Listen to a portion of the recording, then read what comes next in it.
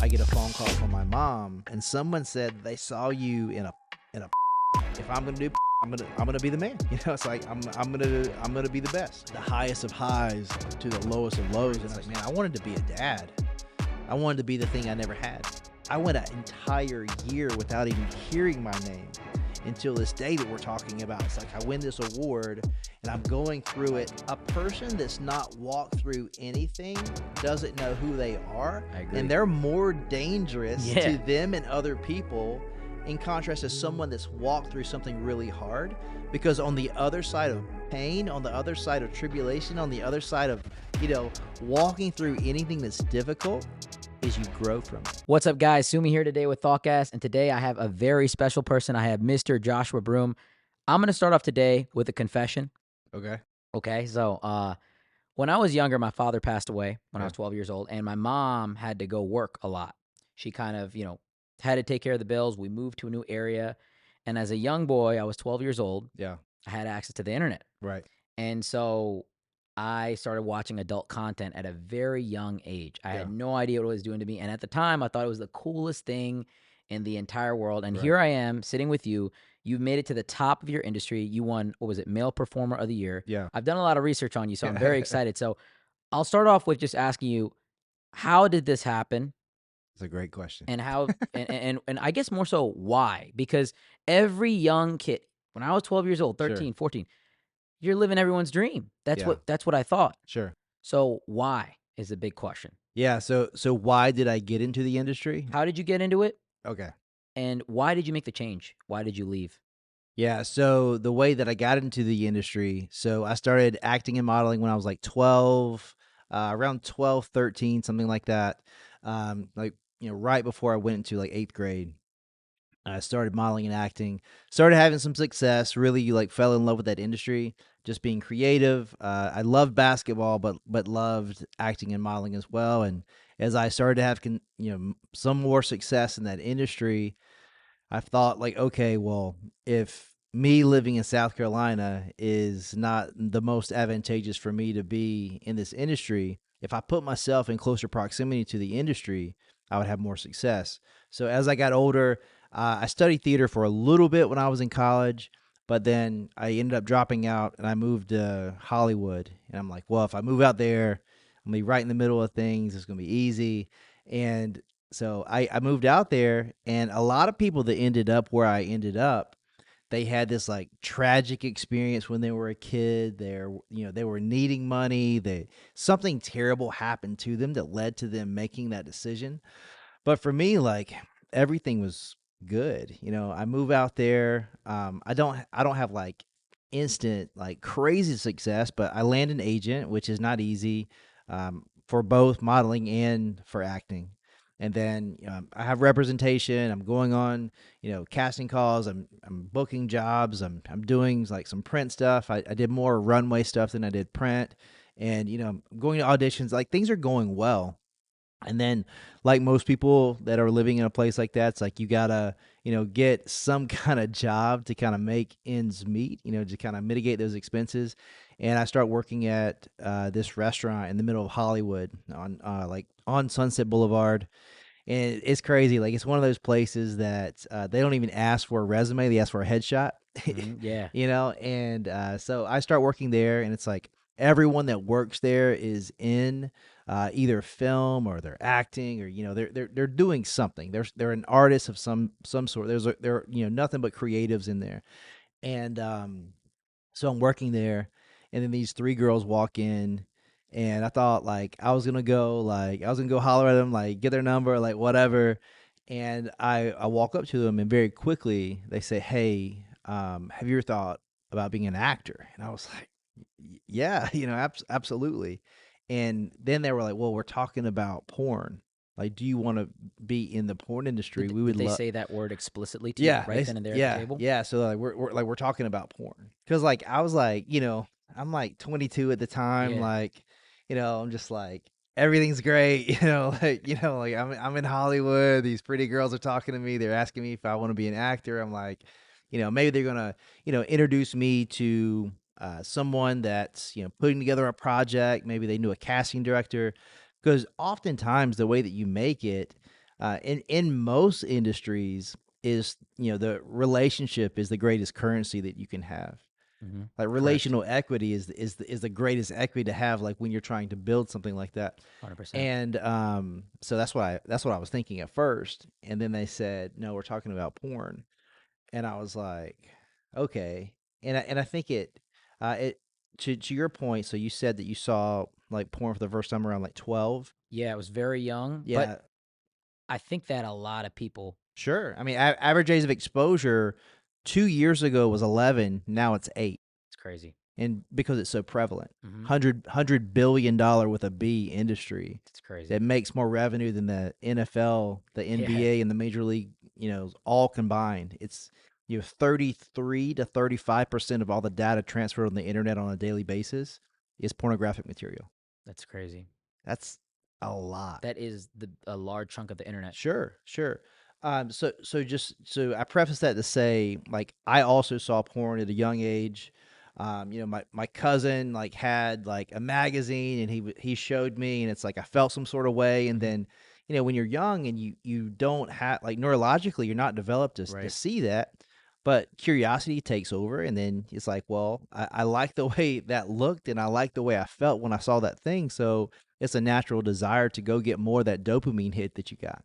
Did you think it was so we'll circle back on this Sure, because I sure. wanna get into this, but did you think it was cool when you were young and you saw that magazine? Sure. Yeah. I Okay. mean, yeah, it was naked girls. Right. Yeah, 100%, right? yeah. I mean, I'd never seen that before, and I saw it, and I was like, Mhm. oh, I mean, it was interesting because it was at the same time it was something I knew I shouldn't have seen, but it was something I was interested in, Right.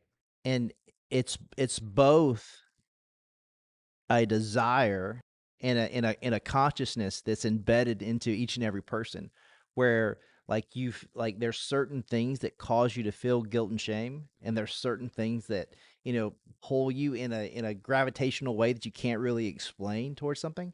Mhm. So I where each and every person is designed to desire intimacy. Sex is a beautiful thing that everyone is wired to desire. So it's like, but if you're exposed to that in a way that you weren't designed to experience it, and especially at an age where you can't really understand it, you're going to form a bad relationship with it because you're confused to a degree. 100%. But for me, like, this happens. These girls say, "Hey, Mhm. we want you in the industry," but what I didn't realize is they were essentially headhunters.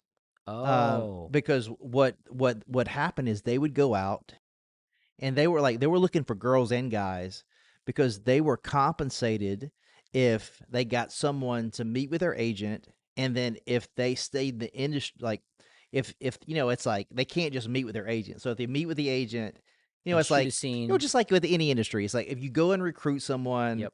and then after you recruit them, you bring them in, and then if you sign a deal, like, you're compensated for, like, that exchange. You brought them to the table. 100%. And that's essentially how that was. So they brought me to this agent, and this agent, he knew what to say. And in retrospect, I can say that, but I had no idea that the three questions he was asking me was him setting himself up to tell me what I wanted to hear, so that he could get me to do what he wanted me to do.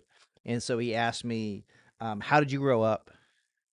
Why are you in LA, and what do you want to accomplish? And I was like, well, I just grew up pretty much just me and my mom, and I'm in LA. I just, I guess I want to act and model, and I guess what I want to accomplish is I want to be famous. You're And the perfect storm because yeah, if I had to extrapolate on this, number 1, he's looking for someone most likely with a broken family sure. or with a lack of background where someone's going to say, "Hey, you shouldn't do this." Yeah. So it was, and talk about a little bit about your childhood and stuff about your parents and your how you were raised. Yeah, so my mom's amazing. She worked very hard, had me at 16, but for a 16-year-old to do what she needed to do to make sure I had what I needed. Like, my mom's amazing. Like, Mhm. to this day, amazing. We've got a great relationship. But what was unique about me growing up is that I didn't have like a bad relationship with my father. I didn't have a relationship at all. Mhm. But he was in such close proximity that I would see him on a daily basis. I grew up in a really small town in South Carolina.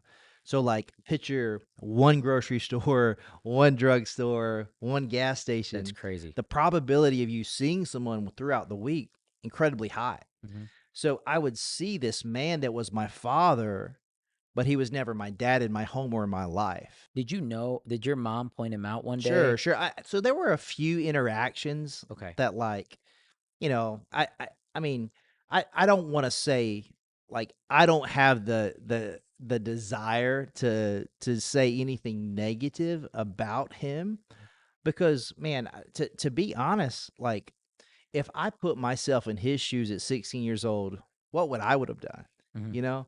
Um, so but at the same time, the reality was, like, yeah, I did know that he was my dad. I did meet him a time or two, and there was this, like, awkward exchange of, like, him trying to be a dad, and then it just not, like, him not committed to it, or I mean, I wasn't, old enough to remember exactly how that went, but there were a few enough times where there was some kind of interaction where I knew it was him, and then as I got older, it was more like recognizing someone from afar. Mhm. So I would see him at the gas station. I would see him, like, out and about, like, in town.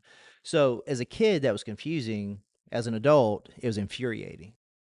When you saw him, like, give me a scenario. You saw him at a grocery store. It was confusing to you as a kid. Like, how was it confusing? Were you just like, why doesn't he come up and say? And Yeah, was yeah, he like, just what? being single? Was Well, he? he had just moved. Like, he had just decided to move on with his life. Mhm. As, like, I acknowledge that this happened. Like, he's paying child support. Like, I acknowledge that this happened, but I'm just not going to engage in having a relationship with you. Yeah, And it's tough. yeah, essentially, he's a kid. Yeah, yeah, So, he just, like, a few years later, like, he ends up, like, he gets married, like, relatively young. yeah, So, like, he gets married, like, a few years later after I'm born. Like, graduates high school, gets a job, meets a girl, gets married. yeah.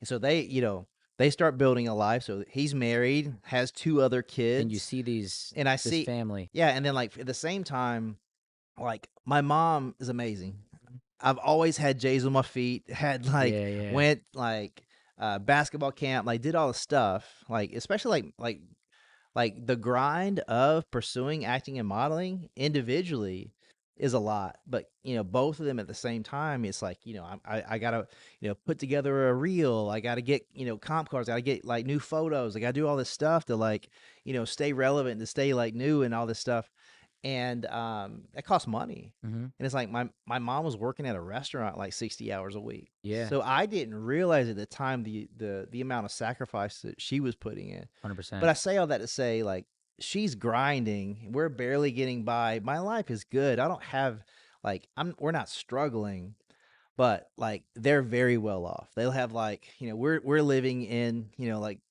essentially, like, government housing, Mhm. like, an apartment, like, one-bedroom apartment.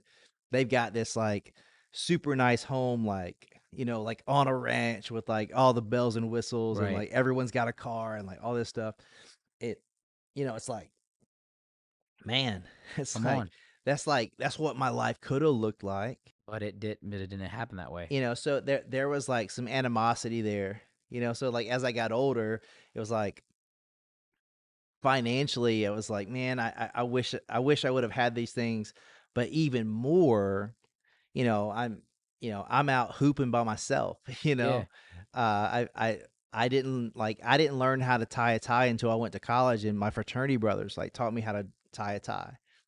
Like, Being raised by a single mother, yeah, you're a lot more at risk for having violent behavior, for yeah, going to prison, for yeah. engaging in drugs and vices. I mean, Well, because at the end of the day, you grow up having something you were designed, like, you grow up not having something that you were designed to have. 100%. Yeah. So, I mean, and we can get into this, a little bit later, but, like, that's how pornography is wrecking people across the board, because 56% of marriages that end in divorce, it has some level of pornography addiction. That's because crazy. pornography addiction, it never stays just pornography addiction. It You know, evolves. yeah, what's like, I mean, I used to be able to have a cup of coffee and feel caffeinated. Mm-hmm. That's not the case anymore, you But you know? want more and more. Yeah. I mean, because like, I mean, neurologically, you look at the brain, like on a CT scan, you look at a brain who someone's on like hard drugs, and Mm-hmm. you look at someone that's consuming pornography for It's the an same extended amount. thing. Yeah, like you see these, you see these pathways in the brain, like this dopamine hit, this going up to your synapse. It's so like those brain waves have traveled so many times, and it's been so potent and happened so often that's leaving those tracks there. That's crazy. And that desire, it doesn't just stay the way it is. It starts to dissipate. So I need more and more and more. Dissatisfied. Right. And then like what used to satisfy me, a year ago is not going to satisfy me today. 100%. So this guy sees you. Number one, Yeah. you're checked off. Yeah. Family, no father figure, Yeah. in the Well, bag. yeah, and it was like, okay, this guy, like really, it's like this guy he wants to be affirmed, and he's willing to do the work to get what he needs to feel approved. Because the second question you answered too was, I want to model and Yeah. you want to look good on Yeah. camera. Yeah, but like and then like yeah, and then like I want to be famous, Yep. And so, Like I don't like it's not good enough that I just do it. mhm, Like you want to I win. don't want to be mediocre. You want to compete. Yeah, like I mean that was my whole life. Like I had like geography B. I'm not going to enter unless I'm going to win. Like basketball game. I'm gonna score the most points. It's like game on the line. Give me the rock. Like in any aspect of my life, that's just who I am, which is a good thing. Like if you have a high achieving personality, like if you're a high achiever, that's a good thing. Mm-hmm. But if you mix in this like inadequacy and like these feelings of I need to prove myself so that because it's a good thing like to have good work ethic, Mm-hmm. to want to be excellent in your work and to be efficient and effective. All these things are good, but if what's driving it is something that's negative because you believe if I have this thing, I'll feel a certain way, it's not true. Mm-hmm. Because I'm going to get the thing and I'm going to get the high, but the high is going to go away and then I'm going to be left with that feeling again. Mm-hmm. And you're gonna want more. Yeah. So, I mean, that's why like money doesn't fix it, Yeah. sex doesn't fix it, fame doesn't fix it, like a blue check mark doesn't fix it, like Yeah. nothing doesn't fix it because it's a heart issue. Mm-hmm. Like you can't fix your heart with things. Right. So like yeah, man. So he said, okay, I see this guy like he doesn't have, a dad. He wants to be this, this famous person. Great. I see potential in him. So what he says is like I can make you the guy. Ironically, he says that I can make your name famous, even though the first thing that you surrender when you enter in the porn industry is your name. That's crazy. So it's crazy. But he said, yeah, like I can make you the guy, you'll be famous, you'll make all this money. And then he used the thing that I wanted to do against me. He said, well, the porn industry is changing and they're actually starting to parody movies and they're doing all these big budget films. And it's going to be advantageous to you if since you have this acting background, like you can be the lead in all the movies. That's And the crazy thing about that, he didn't tell one lie. It's funny. I I mean, I Like, think a lot of the internet knows this. yeah, There is a meme about you. yeah. Oh, And the bathtub the meme. bathtub meme. Yeah. And I think for those people that don't know, I think it's just I'm not on the beach. Is that what it's called? Well, so it was like it was supposed to be this like parody of like Yeah. Baywatch or whatever, Mm-hmm. but I'm literally in a bathtub Mm-hmm. and I'm just in this bathtub. What's funny is like this was ad lib. Like it was just like, okay, it'll be funny if this girl runs into the bathroom like with like I forget what like a not a buoy, whatever it's called, like the little thing that lifeguards have to Yeah. like What is it called? A life raft? something, I know exactly what you're talking something. about. But she's got something to save me, Mm-hmm. and she's got the red bathing suit on, like so, giving a nod to Baywatch. And she runs in the bathroom, and she's like, "Get out of the water! There's a shark in the water." And I was like, "Lady, I'm not at the beach. This is a bathtub." Yeah, yeah. Is the line. But yeah, man, like it went like crazy viral. I think it went crazy viral on Vine even before it went viral on I TikTok. saw that, And like, then it's been on like the internet. repurposed as a meme. It's been on so much stuff, man. Yeah. It's been on like it's been snuck into like all kinds of TV shows and all kinds of stuff. But I saw somewhere at some point it was like it'd been shared like over like 500 million times. It's so ridiculous. And then, like, I put it together, like, Yeah. before you were coming, like, "Oh, that was you. Yeah. That Yeah. was you." And it's like, Yeah. "Wow, that's absolutely insane." So, I wanna ask, when you met this guy, Yeah. was it in, like, a nice place? Was it, like, in a crappy Oh, apartment? What was yeah. it? Yeah, that's a great question. So for me, it's like, I hear porn, I think dirty, Right. so it's like I thought, okay, these girls are gonna ask me to meet this guy like in a Motel 6 or something. He's gonna Right. be like a weird dude like Yeah. picking lint out of his belly button or something like that. And I roll up and it's at a very nice like business complex adjacent to where Universal Studios is. Wow. It's like you pass Hollywood Bowl, Universal Studios, porn studio, like That's crazy. but I walk in and it's like you're walking into his office and just like an agent that represented like famous athletes, like you're Mhm. going down the hall and it's like where there's instead of Sports Center, it's Playboy and Penthouse and all this stuff, but like people that he represents. And I walked down the hall and he's got a receptionist and it's like I'm here to see, his name was Derek, it's like I'm here to see Derek. And I walk into, I sit down and I'm looking and there's like on this coffee table, there's a bunch of like porn magazines and I'm just like, what am I doing, bro? Yeah. Like, what am I doing here? And then I walked back to his office and then like we had that conversation, but um he was like the way it's gonna work is, I'm gonna send you to this lab and you got to get it like full panel, like SED test and AIDS and all that stuff. And the way it works in the industry is like your work permit is that you've got to have a valid test. Right. So depending on like who you are and who you're working for, it can be like the oldest a test like will they'll let you be is 28 days, but some studios required 14 days, some required 3 days, but the oldest your test could be would be 28 days. And you have to be completely Completely nothing, clean, yeah. like, nothing, like, even, like, herpes or anything Like, like. everything has to be clean. Like, you Okay. gotta have it and then, like so he's like, you gotta do that, and then you get your test back, and I'm gonna set up a shoot for you." So I was like, man, I'd lived a very promiscuous life prior to that, so I was like, not a bad idea, Yeah, yeah. And I go and take the test, and everything comes back, and I'm good, and then he sends, a town car to pick me up, and, like, I go to this shoot, and I'm thinking, like, it's gonna be I'm gonna get like a camcorder and like go in a back room with a hot girl. Mhm. It's not what happened. I get there again, receptionist, fill out paperwork, and the only time that I saw who the girl was and or knew anything about her was when you get on set, you have to fill out paperwork, and part of your paperwork is you have to see the person you're working with, their test and their ID, and make sure their name matches up with their test. You have to do that as a Is talent. okay. It's like you're making sure it's like, okay, I've seen that the person that I'm working with, they have a clean test Mhm. and their ID matches the name on the ID matches the name on the test. So you And don't even talk. no, There's not even a hi, hello, like, I cool. mean, not like I don't want to say that absolutely doesn't happen, Mhm. but it did not happen the first time I did that. Okay.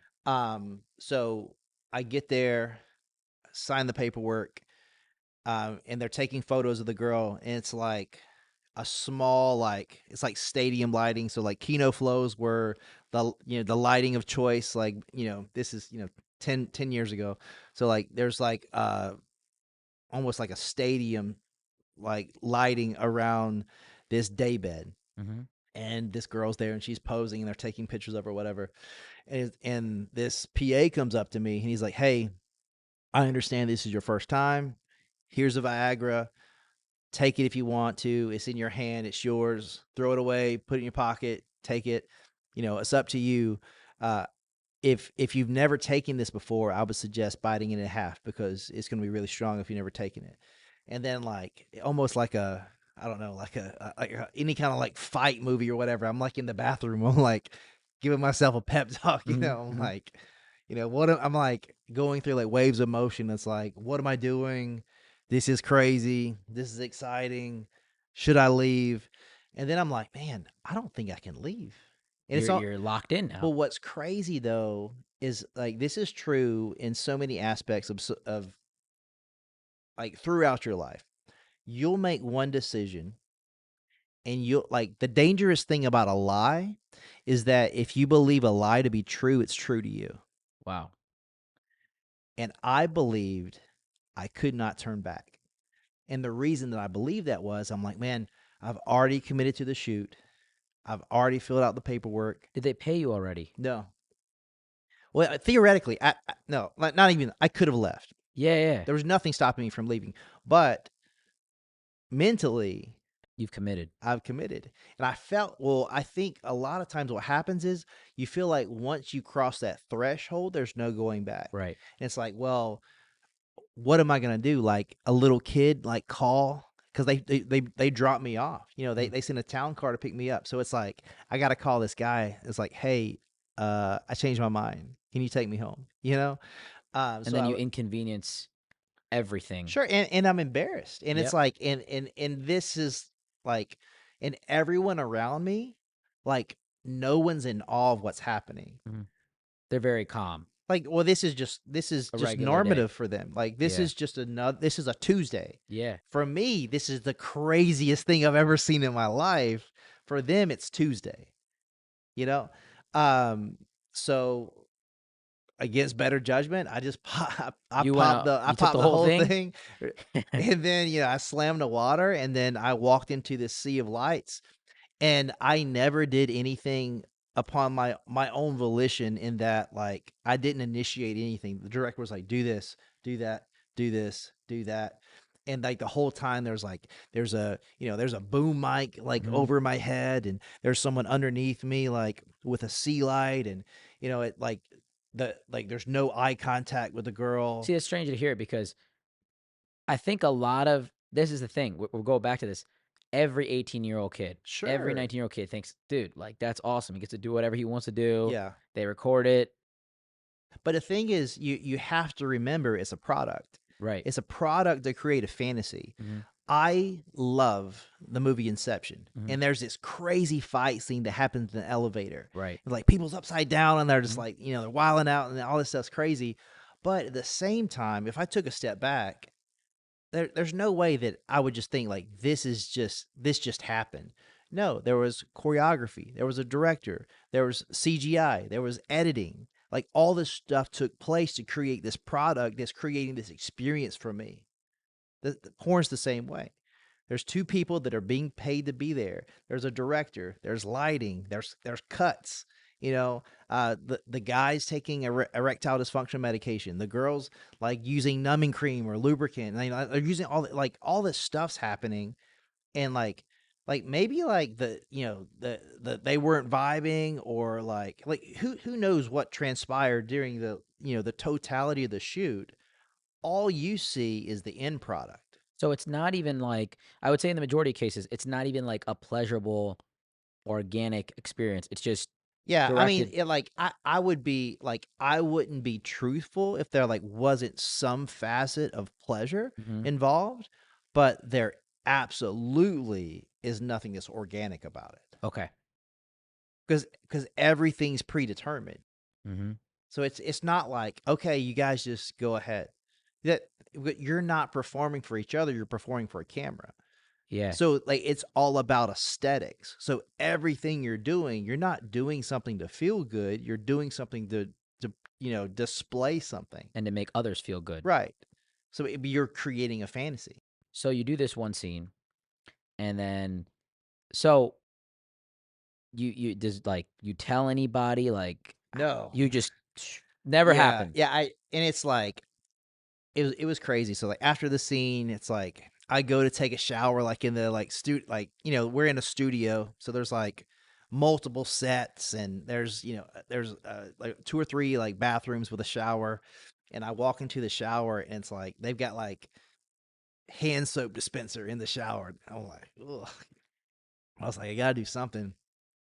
And I remember like trying to take a shower, and I remember like being in that same town car going home and like feeling dirty. Like I Yeah. felt like I had like lube on my legs. Mhm. Even if I like got most of it off, I just like feel it on me. I just felt dirty. And had this check, and it was like $500 or something. Like the first time I did it, it was like this like big fat like payroll check. Mhm. And like on the like memo of the check, it said I don't remember what it said, but it was like the name of the website or the movie, like something like That's incredibly crazy. graphic. So you literally have to go in and Yeah, like have to like hand that to someone. that's crazy. So after that, I'm like, Not for me. not for me. I'm not doing that. That was a bad choice.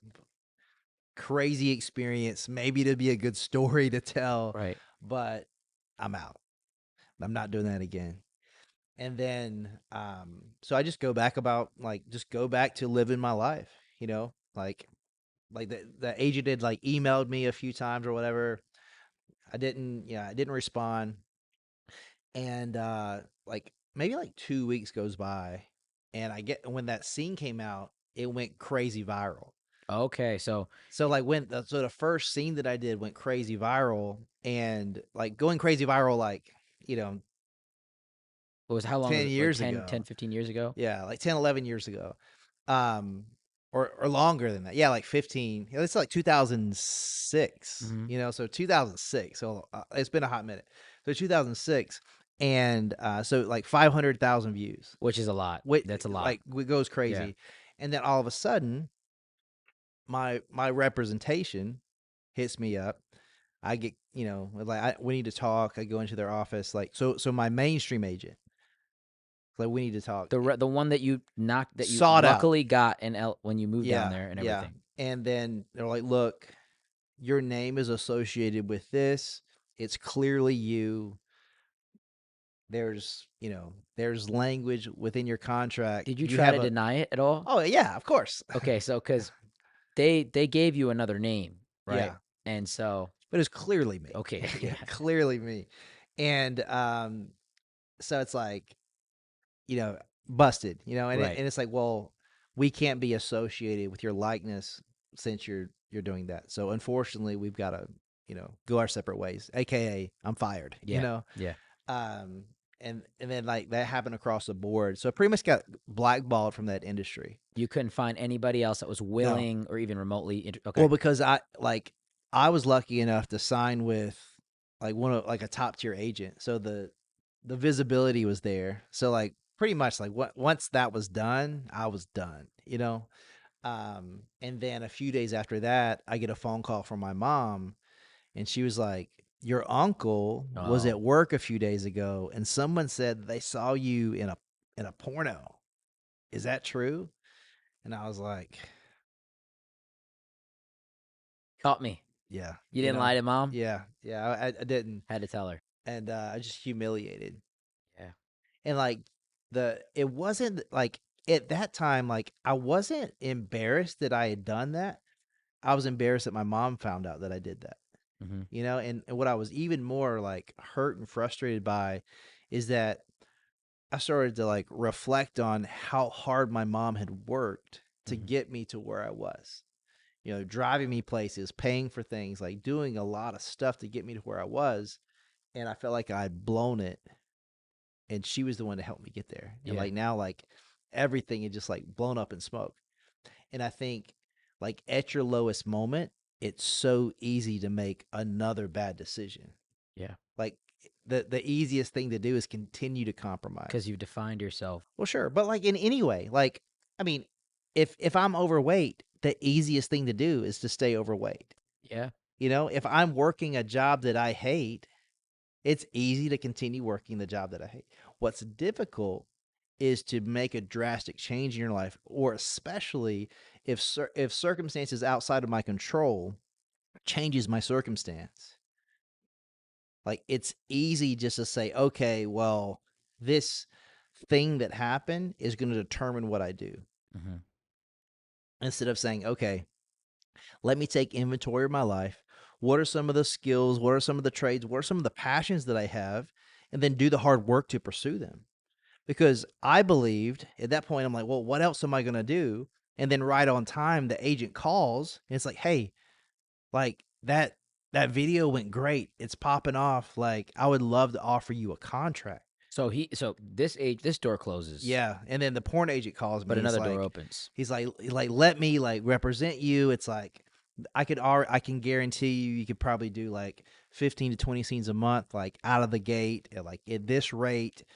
And I'm like, what else am I gonna do? Did it make you feel good that he was so Sure. interested in you? Well, like in a pit, Yeah, it's so easy to like exactly. anything will make you feel good. Mhm. You know, like that's why like a rebound relationship's so Yeah, dangerous. yeah, yeah. You know, it's like, man, like I just got my heart broken, like anything looks good. Mhm. Because anything looks good because I just want to feel good because I feel bad. Right. And that's why it's so dangerous to be a slave to your feelings Mhm. because your feelings are fickle and you can't trust them. 100%. I agree. So, but yeah, like the agent calls, it's like, dude, you're the man. Let me rep you, like hyping me up. And I was like, sure. What else am I going to do? Exactly. What am I gonna do for So money and all that? that one scene like caused all this, like, you know, everything that I was doing in my life slate was kind of wiped clean, and then I have this new opportunity, and I was like, okay, well, I guess I'm gonna do this, and all I know is 100. And you Like, did it at the highest level. yeah, but that's all. That's who I am, and I think it's like, man, there's so many people stuck being excellent in something that serves someone else, and you're not doing something you're passionate about. If you flip that same energy in the right direction, you would be even more successful doing something you love. That's crazy. It's And crazy to think about. it's just true. But like Yeah. for me, it's like, okay, I'm gonna flip this energy in the wrong direction, Right. So Go. it's like, okay, uh, if I'm gonna do porn, I'm gonna be the man. It's like I'm gonna be the best, and I'm gonna leverage relationships, and I'm gonna do all these things because I know what like I know how to like interact with people. I understand communication. I understand relationships. So it's like I was doing stuff that no one else was doing that seemed so normal. Like I showed up on time. I Yeah. knew my lines. I had a good relationship with the director. So like all these things, like that's why I was so successful. I was like a normal person in a very abnormal industry. So yeah, so I say yes to that contract, and I ended up staying in that industry for 6 years, did over 1,000 movies, got nominated for 18 different awards, male performer of the year. I got nominated 3 times. I won it the last year I was in the industry, which was 2012, but had all this success. And again, being someone who is that high achiever personality, it's like, if I get, it was crazy. It's like I had these like small goals, like you have like, a monthly goal, 3 month goal, year goal, whatever. But I would have these little goals where it's like I wanted to be the lead like in this movie, and I would get the lead in this movie, and I wanted to make like X amount of dollars, and I had this like on a calendar. I was tracking, and it was like once I make $1 million, like for some reason I thought that number would make the feeling of my dad doesn't want me go away. And did it? No. Where it's like I made the money, and it's like I remember the day that like, like it eclipsed $1 million, and it was like awesome. And that the hype lasted for like 30 minutes. Man. And What then about when you won top performer? yeah, so that was crazy because that was like the most it's almost like anything that you could ever imagine, or like wanting to go experience this thing and you finally experience it and it be like nothing that you thought it would be. So that's what happened. So it's like I found out that I won, and I was excited for about 30 minutes, and then I realized that practically it didn't change anything. Mhm. Emotionally, it didn't change anything. And I went from the highest of highs to the lowest of lows, and I started asking myself like, have I ruined my life? And I started thinking about like what are some of the things that I want, what are some of the things that I was hoping and dreaming for, and it's like, man, I wanted to be a dad. I wanted to be the thing I never had. I wanted to be a husband because I never saw it modeled, you know. But these are things that I wanted to experience. And for me, it's like my greatest desire is to use creativity to impact people in a positive way, like whatever that looks like. Whether it's with a basketball or like my voice or creating something, like whatever it is, I love to use creativity to impact people in a positive way. And I felt like I couldn't do that anymore because I'll always be that porn guy. And it was like I remember, so right before I won that award, I auditioned for this movie and I got the lead role. And we filmed it, and it was in Costa Rica, and like I was like so stoked to be there. It was good money. It was a great experience. Like people were taking like such good care of me. I like put so much preparation into it. Was like so proud of what I did. And then at the end, I was signing something, and I saw in the credits, it wasn't my name. It He's was my director. porn name. Wow. And they were like, "Oh, like that name is the thing that we want to leverage your influence over here." And I was like, "Dang, like my name was of no value." That's crazy because you have That's yeah. the thing is when you're in those positions, right? Did you know all this time, like you were creating this fictitious person, that you were creating this identity that wasn't you? I think in a way yes, but at the same time like the most authentic version of myself was slowly dying There's a gradual decline. because for me like the way accountability works best is that someone loves you and knows you and calls you out and calls you up. But it has to be a two-way street. Like if I refuse to be honest with you, you can't hold me accountable hmm because you don't know Yeah, if it. 100%. You know what I'm saying? So I need to give you access into my life, and I need to give you the gift of my vulnerability. A lot of times when you work with people, like I work with a lot of people, Yeah, I don't owe, it, I know you've talked about this as well. When someone tells you something that they've done that yeah, might have been wrong, that might have been something that is not positive, sure, you don't just come in and wield the hammer and break them yeah, down. right, You kind of slow down, like, okay, look, you've done this. yeah, Why did you do this? yeah, And how can we resolve it? Because you want them to be honest, because without that honesty, yeah, there is no information. Without yeah, the information, how are you going to hold them accountable? right, So did your friends uh what happened to, like, yeah. okay, so So your mom knew, go ahead. yeah, yeah. So I mean, so I said that to say like my mom. It was the same conversation every time. I love you, but you're better than that. You could be doing anything you wanted. Mhm. You're better than that. Like some of my fraternity brothers, like dude, that eat like initially they were like, "Oh, that's cool that you're doing that," and it's like, dude, this is your whole life. Yeah. It's like, dude, it, you are built for so much more than that. Like, dude, hmm you're a great leader. Like you're good at this, you're good at that. Why are you doing this? And the thing about accountability is like if you say something to me out of love and it's true, I've got two choices. I acknowledge it, I acknowledge that it's true and I change, or I push you away. So, And what I did is I pushed everybody away and I only had people who were patting me on my back. I removed anyone that didn't agree with what I was doing. So all of my friends, all of my family gone. Joshua Broome didn't exist. So there was just this Rocco Reed person that was, this famous like porn guy, and Joshua Broome wasn't even something that was coming out of people's mouth. So like 6 years in, my barber, everybody at the gym, everyone on set, no one is even saying my name. I went an entire year without even hearing my name until this day that we're talking about. It's like I win this award and I'm going through it, and some time passes by, and then I start believing like, okay, I want to do all these things. I want to be a dad, husband, like, have this career where I'm being creative and I'm doing all this stuff and I'm impacting people, no one's ever going to take me seriously. My life's over.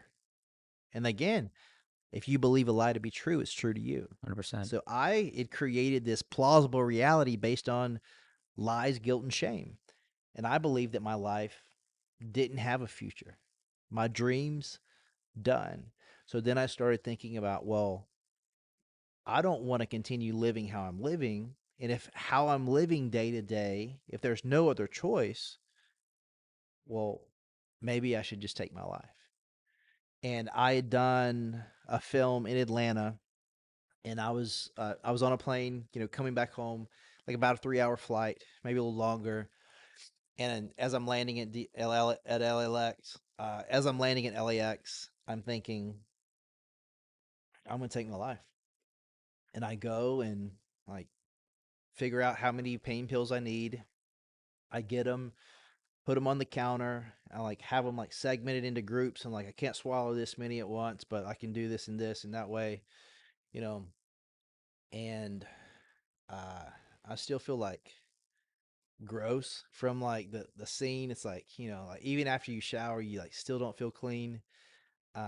There's this movie called Redeeming Love, and there's this scene where like she used to be a prostitute, and then like she meets a guy and she leaves that life, and then she goes back to it, and then afterwards like there's a scene of her like in this like river, and she's like trying to like scrub her skin with rocks, and it's like, dude, like that's exactly how I felt. Like you can't get like a feeling of disgust off of you, but you feel it on your skin. And that's how I felt. And at the same time, there was another like one of those checks like in my pocket. And I was like, this thing was driving me crazy. And I like took it out and I look at it and I open it. Like the payroll checks are like, it's not like a personal check. It's like, Yeah. you and I'm looking at it and I'm like, man, if I'm gonna take my life, I at least want like whomever to like is gonna get this money to get all of it. I don't want this to be wasted. So I go and I'm gonna deposit this check. I'm gonna deposit this check and I'm gonna come back and take my life. And I walk into the bank, and normally because of the memo on the check, I would just do like Dropbox or ATM. It's like I don't want to give it to a person and say, hey, here's this money for me, people filming me have sex. And on this day, I was feeling like masochistic. I was like, who cares? Like walked in with my chin up, my chest up, like to the counter, like here you go. And she asked for my information, card, fills out my account number, whatever. And then she looks me in the eye, like just stares at me for a second. She says, Joshua, are you okay? And it like gives me chills right now. She's like, can I do anything for you? Says my name a second. Joshua, can I do anything for you? And what she didn't know is that was the first time I had heard my name in over a year. Wow. And like the first thing that came into my mind was almost like her saying my name and like shattered this like numbness that I had. And I was like, man, I gotta call my mom. And I like go back to my place and I call my mom, and she listens, and she's like, I love you. I'm mad at you because I didn't know if you were okay. And that was like very hurtful that you like robbed me of that. But I forgive you and I love you, and you're so much better than this. Please come home. So I did. So I after I hung up the phone with her, I called my agent. I quit. He wilded out. He's like, He was upset. he's like, he's mad. And then he's like, you're in the middle. Like, I just signed a contract with a studio, and it's like, you're getting like payments based on, a year agreement. So it's like, I got to break this contract. I was like, I don't care. It's like, He's probably like losing it. send me an invoice. Like, I don't care. Right. And then like, I call my, like the person that did my PR, and I'm like, I guess it's like put out a press release just saying like I quit, like because I didn't want to like have a million conversations about it. So I was like, we're gonna like the last press release we're gonna put out. It's like I retire, I quit, and we did that, and I moved from LA to North Carolina, and I was like, I don't know what I'm gonna do. And I was like, the only thing I had in my back pocket was uh, just from a entrepreneurial or like a job from the job sphere. All I had was like a what's it called, like the credentials to coach CrossFit. Okay. I'd gotten like certified to coach CrossFit because I was doing CrossFit, and like it was just part of the culture. It's like if you enjoy it, they offer like a level 1 certification. You go and spend a weekend and Yeah. you get a piece of paper and you can coach CrossFit. And it's like, man, that's all I had. So you did that. So I applied at a bunch of places, and like this is like the beginning of CrossFit. So like being anywhere else in the world. What year was this? So this is 2013. Yeah. Okay. That was when it was Yeah, huge. The culture, huge. Like literally, you could massive. open a CrossFit gym. Like you could put a cardboard sign and write CrossFit on it, and you get 200 members. That's crazy. Um, but because I had coached CrossFit and I was in like the coast, like I was in like CrossFit, like just that my CrossFit certification came from like Costa Mesa and like all this stuff. It was like, oh, you're legit just because like you're from the motherland, Right. So I got a job based on that with like really not a lot of experience. But I was like, okay, I'm gonna level up. It's like whatever. If I'm gonna do this, I'm gonna be the best trainer there's ever been. And I didn't realize that there was also like a personal training aspect that I could lean into. So I start personal training, I start coaching CrossFit, and like everything's going great. Like I'm getting every certification known to man. Like I'm certified like weightlifting, gymnastics, endurance, nutrition. Like I'm Mm-hmm. I'm like educating myself. I'm just like taking in all the information I can. It's like I'm doing everything I can to to rise to the top of that industry. And I do. But along the Did way, no one ever like stop you because they're like, didn't you do this? well, it happened enough where it was just like, well, it was funny. It was almost like my talent outworked The negative the assumptions? the negative assumptions. Yeah, I can see that. And this was like I loved people so well and was such a good trainer. And it's like what made me a good trainer is again like I understood people and I was able to communicate knowledge in a way that it was received, Hmm. and I cared about the person standing in front of me. You know what's crazy too is like a lot of people get into physical fitness not because, oh, it's because I want health benefits or better blood circulation. It's Yeah. because I want to look good in front Sure. of women or men and I want to look Yeah. good. Well, Well, and especially in an atmosphere like that. Like, why would you pay, $200+ a month to have a membership at a CrossFit gym in contrast to $19 a month to have a membership at a Planet Fitness? you want to look your best. Well, that and also what you're paying for is accountability and community. Hmm. Like also like for me it's like if you understand fitness, like, well, you're also paying for a coach that's implementing a structured, systematic, progressive workout plan that's measurable. Like CrossFit by definition is constantly varied functional movements at a high intensity. So like, you're doing all these things and it's being measured. So it's like, am I getting faster? Am I getting stronger? Am I getting better at certain skills? So like I would lean into like, what's important to you? And I would listen, and then I would lean into that. So, but I'm growing in the industry, but at the same time, like day one, aren't you that guy? Yeah. Aren't you that guy? Because in like that time of my life, I was like, one of the most famous like porn stars in the world. Hmm.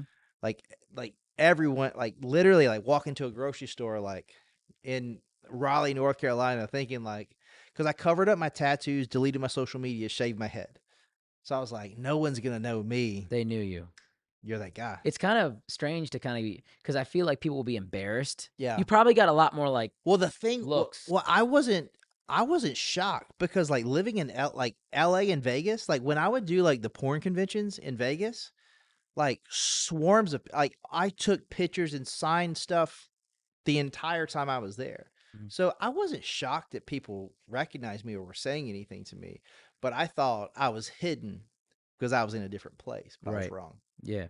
You didn't But realize how far your impact was. yeah, yeah. And it just like And it just became one of those things where I was like, yeah, that's what I used to do that, but I'm here now, you know? And it's like, I never like outgrew like that being true, but it just became normal. You know, it's just like, well, yeah, that's what he used to do this, but whatever, you know. Mhm. But but while I'm there, um like I worked my way up to being like the head coach, which would like the structure of a normal gym, like that would be like a general manager or something like that.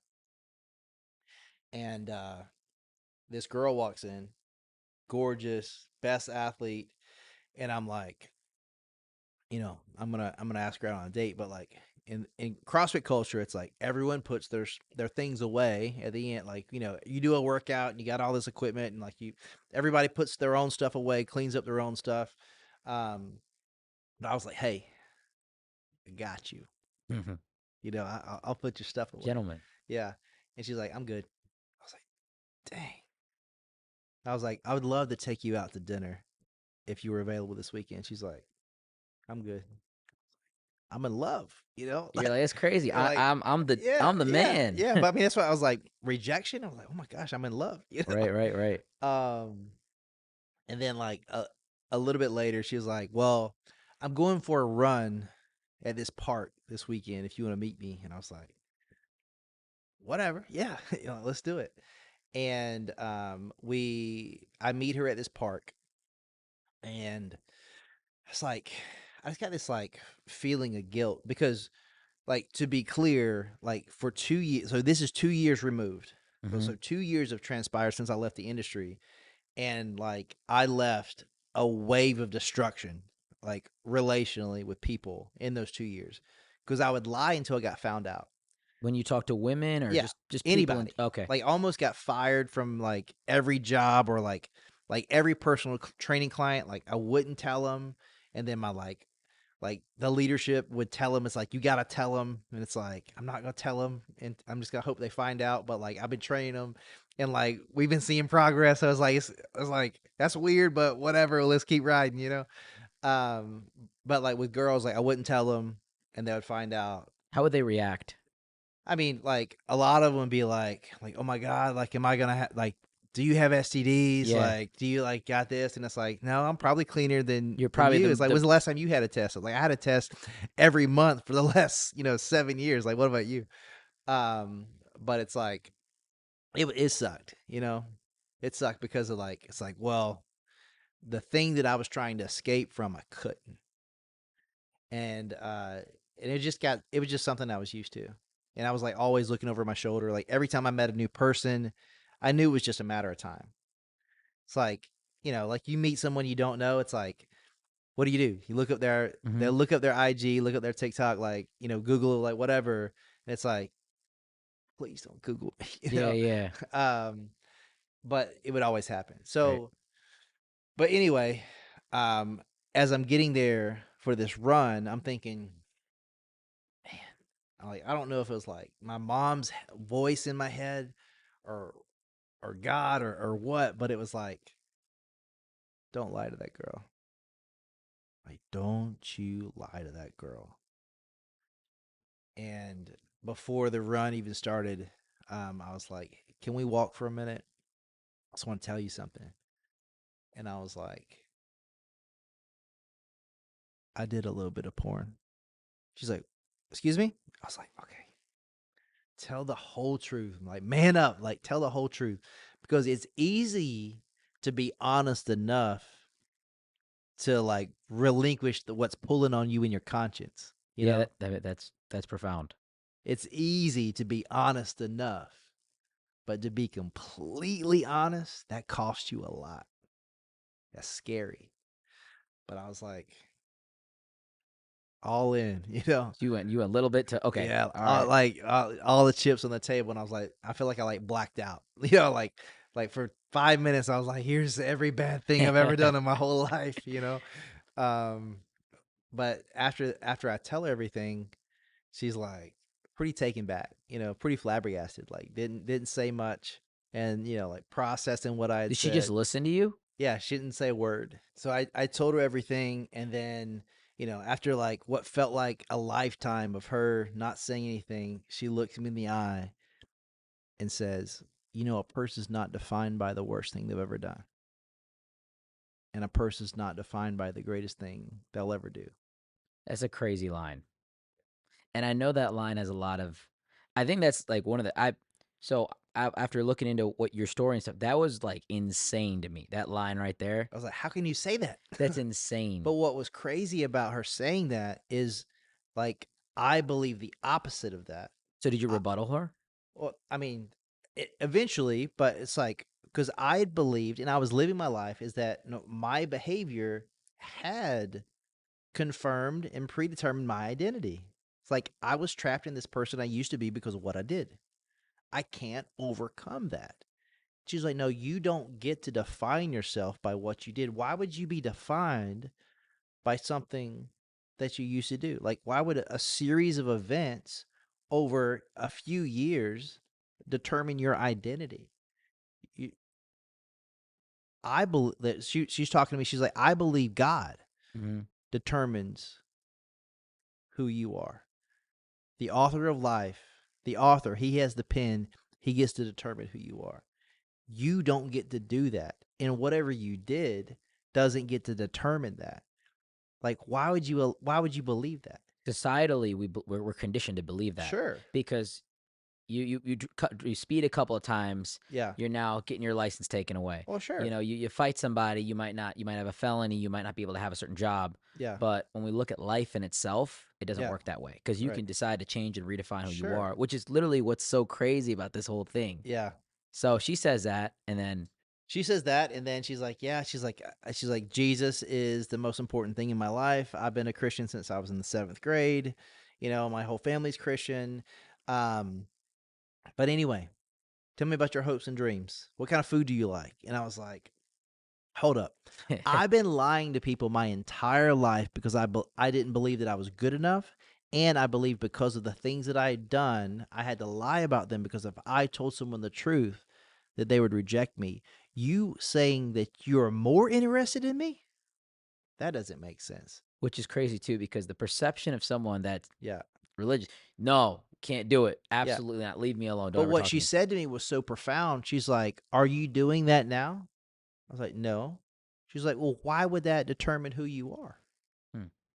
Why would you let something that happened to you or something that you used to do determine who you are today?" That's like, and so And I was like, "What?" so back up a minute. So did the run happen The or run never happened. It okay? was just So like it's a just really we're long walk. we're just walking We're now, just walking and talking. and so she asked you the goals. Yeah. Did you talk about the And goals? I was like, honestly, it's like like for me, it was still like guess financial is like, it's like I want to like, grow like a personal training business to this and like start my own gym. And she's like, well, okay, well, like, what are you passionate about? I was like, I don't know. This interaction is mind blowing to me. Yeah, because like for me, it was like how like honestly, I was just like, here's where I was. And this is who I was. I'd conditioned myself to be this person. I call it the first date mask. Mhm. I don't know who I am, but I'm really good at becoming who I think you want me to be so that you'll like me. And that's a lot of, when we look at dating and relationships, a Sure. lot of coaches, I wouldn't even say a lot of coaches, a lot of dating philosophy is say this thing, Yeah. do this thing. When you first meet a girl, you like horses? I like horses. Yeah. Oh, you like Jesus? I like Jesus. Yeah. Well, the thing about that is that if I give you a counterfeit representation of who I am, now I'm committed to playing that role. Exactly. And then the second I stop playing that role, all of a sudden I'm not who you've committed to be.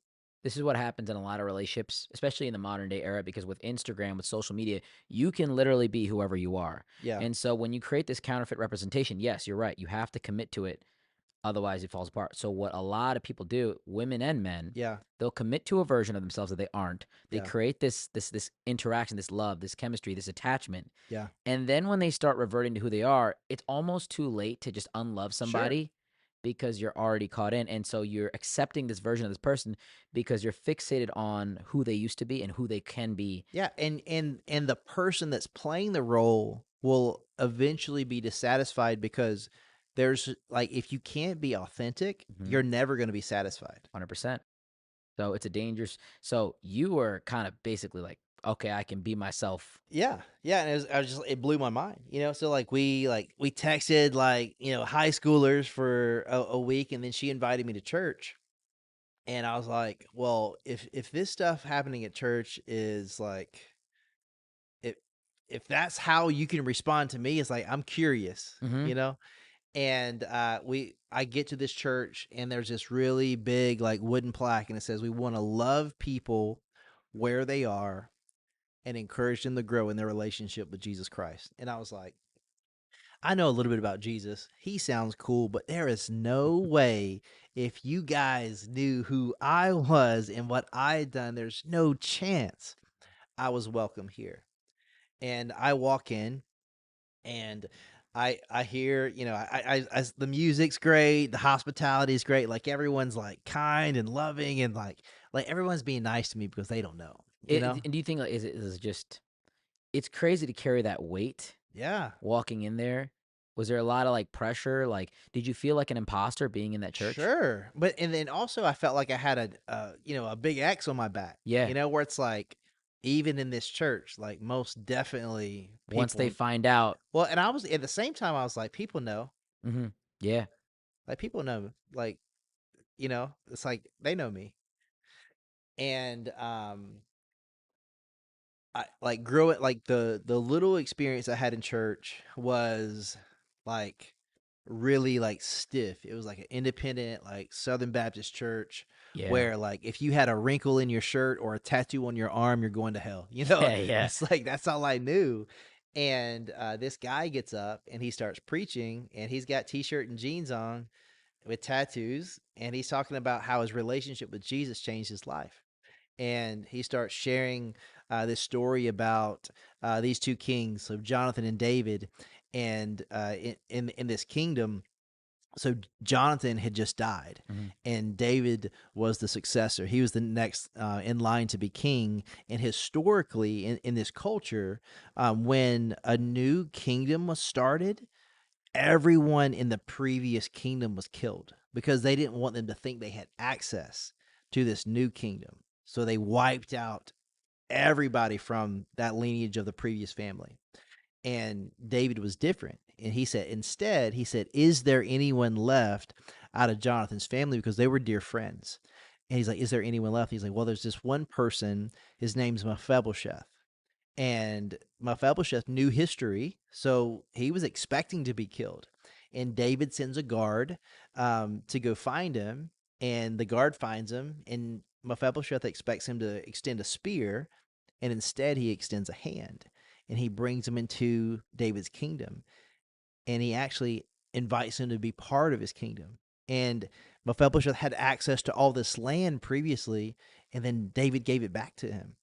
And then the pastor goes on talking about how, well, the Bible teaches that everyone is guilty of sin, because if sin is like, sin's missing the mark. So it's an archery term. So if there's a bullseye, like the 100th of a millimeter of the very middle of the bullseye is perfection. And if you're outside of the bullseye, even by a centimeter, you still miss the bullseye.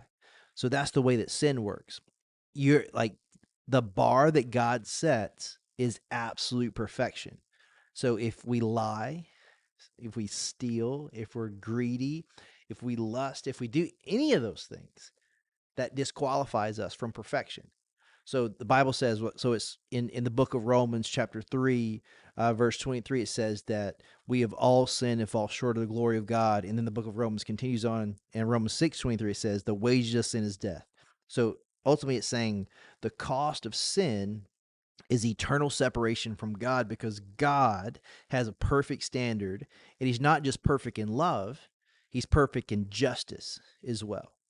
So sin has to be punished because he's a perfect judge. He's a perfect in love, and he's also a perfect judge. So everybody misses the mark. Right. So if the objective is perfection, I need a bridge to get back to God that I can't build on my own because I'm imperfect. So God sends his son Jesus into this world, He was fully perfect. He was fully God, fully man at the same time. Born of a virgin, perfect in every way, never made any mistakes. He faced the temptation to sin, but never sinned. And then he died on the cross. And he paid the perfect price for a debt that I owed. Mhm. So if my faith in his perfection is true and genuine, so again, book of Romans, so uh, chapter 10, verse 9, it says, if you confess with your mouth that Jesus is Lord and you believe that he was raised from the dead on the third day, then you'll be saved. So what happens is if I put my faith and my trust in who Jesus is and what he done on my behalf, since he is perfect, I'm granted his perfection. So for me, what I knew about God was challenged because I took the brokenness of what I understood a father to be and I put it on God. Mhm. And what I heard in that moment was like God was the perfect father. Mhm. And not only did I have access to him, he loved me enough to sacrifice for me. And he wasn't pointing his finger at me. He was waiting with open arms for me. That's amazing. And so you kind of took this and ran with it. Yeah. So it's like for me, it filled every gap mentally and emotionally for me. And it's one thing to be changed by having your faith in Jesus and your heart being restored and you having new desires and a new mind. But there's these teachings that are in the Bible and they're not just good ideas. It's God's word for us and to us. And I started taking these things seriously. And what they started doing, they started challenging the lies that I believed to be true about me. Mhm. Like verses like 2 Corinthians 5:17. It says the old is gone and I'm a new creation. And then Romans 12:2 is talking about how we're either being conformed by the world, which is, I mean, this is just true across the board. You are either being conformed by the world or we're being transformed by something. So we're being molded and shaped by something or someone, whether it be society or God or ourselves or our peer group, like someone is influencing us, and we get to choose who influences us the most. And then we form a worldview and we start seeing ourselves in the world and everything through that lens.